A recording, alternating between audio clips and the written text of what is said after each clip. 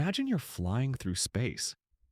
Not slowly, not at airplane speed, but at 99.999% the speed of light. You see a distant planet ahead. Earth says it's 100 kilometers away. But as you accelerate, something weird happens. That 100 kilometers it starts to feel like 50, then 10. The stars stretch, the path shrinks. Are you moving faster, or is the universe itself collapsing around you? Yeah, welcome to relativity, where time isn't constant and space doesn't play fair. This isn't a sci-fi episode, it's physics. Real, tested, measurable physics. Most of us grow up thinking that distance is absolute. If something is 100 kilometers away, it's 100 kilometers for everyone, whether you're walking, running, or riding a rocket. But what if that's not true? What if the faster you move, the more the universe recalculates the map for you? That's not just a weird thought. It's a phenomenon called length contraction. And it's one of the wildest consequences of Einstein's special relativity. So today we ask, if you move close to the speed of light, does distance stay the same? We're about to break down this mind-bending question in a way that makes sense, even if you haven't touched a science book since high school. No fancy math, just curiosity, logic, and a willingness to think outside the galaxy. And don't worry, we'll throw in a few thought experiments, real-world proofs, and maybe even a black hole or two. For spice. Before Einstein messed with our brains, there was Sir Isaac Newton, the guy who got bonked on the head by an apple and basically invented classical physics in the process. In Newton's world, the universe was a giant, predictable clock. Tick-tock. Everything moved according to rules. Distance was distance. Time was time. Simple, reliable, comfortably boring. If you moved faster, sure, yeah, you got somewhere sooner. But the road didn't change just because you were in a hurry. 100 kilometers was always 100 kilometers. Time ticked forward for everyone at the same speed. In short, Newtonian physics gave us this beautiful little equation.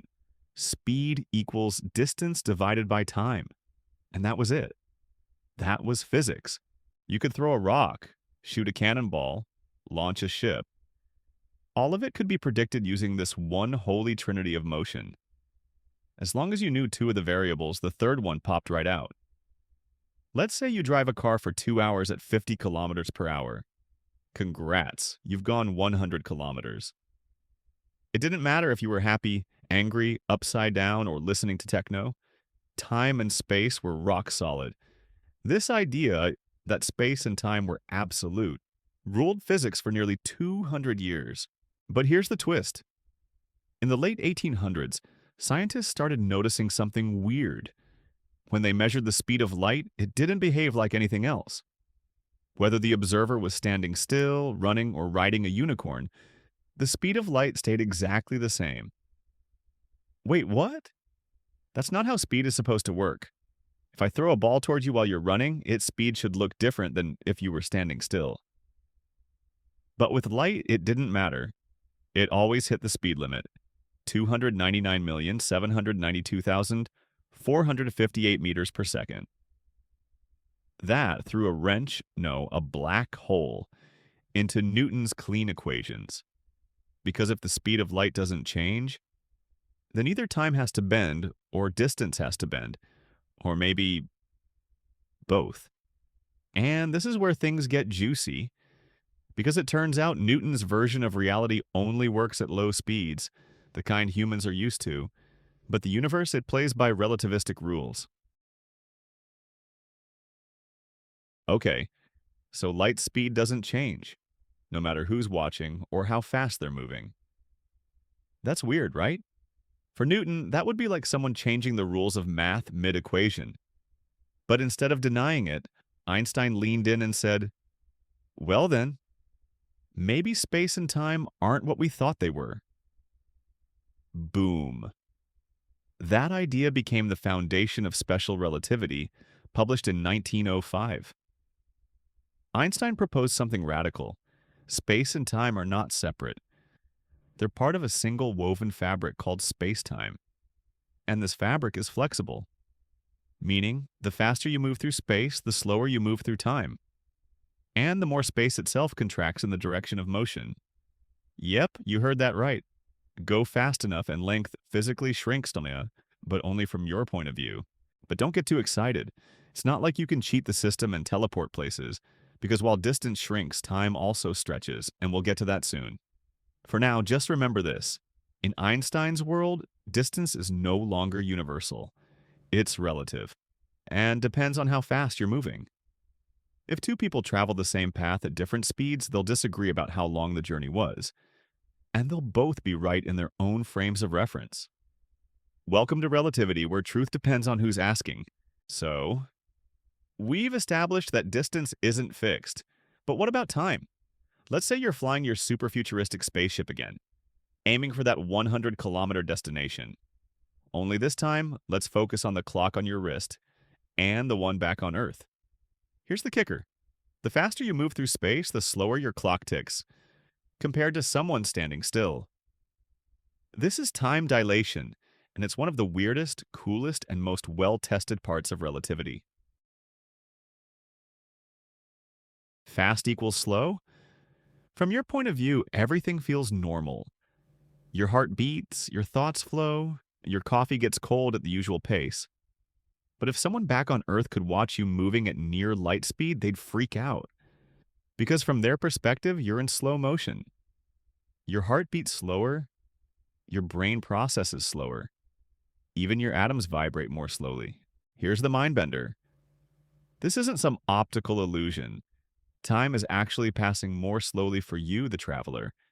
And when you stop moving and return to Earth, you'll find that more time has passed for everyone else. This isn't just theory. It's been proven. Real-life example. GPS satellites. Let's talk tech. Your GPS works by triangulating signals from satellites orbiting Earth. But here's the catch. Those satellites are moving very fast, and they're high above the Earth, where gravity is weaker. Both of those things, high speed and low gravity, cause time dilation. Without constantly correcting for relativity, your GPS would be off by kilometers within minutes. In other words, your phone's map only works because Einstein was right. Another proof. Muons. There's another cool proof of time dilation, muons.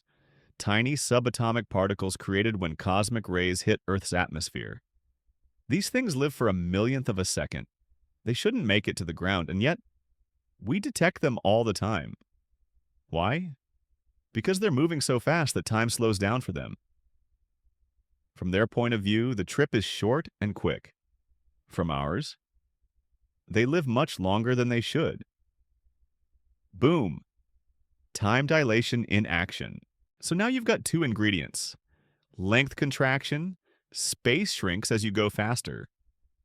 Time dilation, time slows as you go faster. Together, they rewrite how reality behaves at extreme speeds.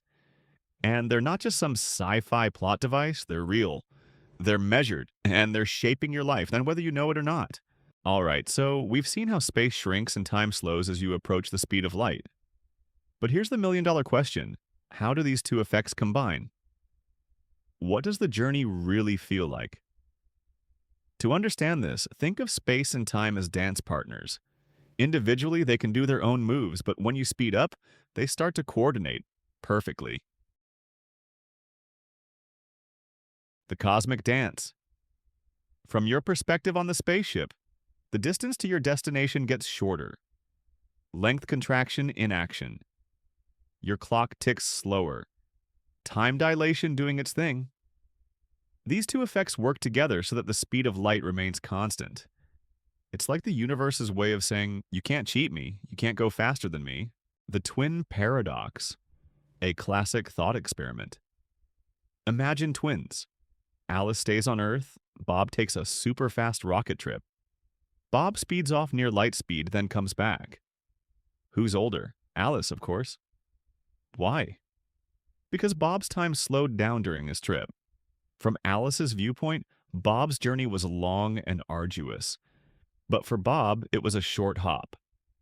The paradox shows how space and time reshape experience depending on your frame of reference. Real life impact. This is not just mind boggling theory. It matters if you want to build GPS satellites, send astronauts to Mars, or even understand particle physics. The interplay of space and time keeps reality consistent for everyone, even if it feels wildly different depending on how you move. Final thought. So, back to your original question, does distance stay the same at the speed of light? The answer is no, it depends. Distance, time, and speed are intertwined in a cosmic dance, bending and stretching reality depending on how fast you move. When you approach the speed of light, space contracts and time dilates, meaning what looks like a long trip to someone standing still feels like a blink to the traveler. The universe isn't a rigid stage, it's a flexible fabric, responding to speed and motion. Final thought. So, back to your original question. Does distance stay the same at the speed of light? The answer is no. It depends. Distance, time, and speed are intertwined in a cosmic dance, bending and stretching reality depending on how fast you move. When you approach the speed of light, space contracts and time dilates, meaning what looks like a long trip to someone standing still feels like a blink to the traveler. The universe isn't a rigid stage, that's why it's a flexible fabric, responding to speed and motion. You made it all the way here, brain spinning, questioning if time is even real, and you're still not subscribed? Look, this channel isn't just content. It's a mental roller coaster through black holes, brain glitches, and bizarre theories your school never dared to teach. If you're into stuff that blows your mind and makes you say, wait, Lasti, what did I just watch? Then yeah, you belong here. Smash that subscribe button so we can decode the universe together. Or at least get really confused trying.